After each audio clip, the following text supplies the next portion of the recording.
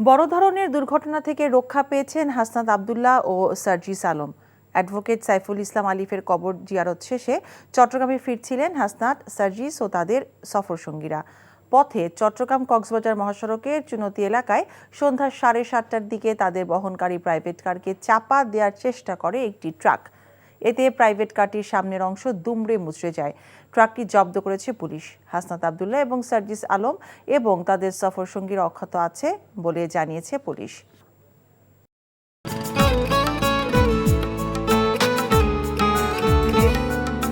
আপনার নামটা? নীলা। রাহুল।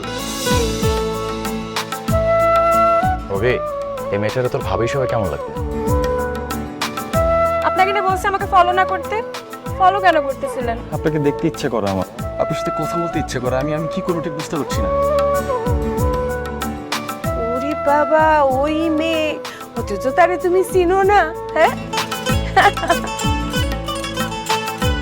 কি মায়ায় তাকাও তুমি, একটু দেখো চোখের খেয়াল, তোমায় দেখার তৃষ্ণা ভীষণ। ভালোবাসায় বলছি দেনা পাওনা থাকে।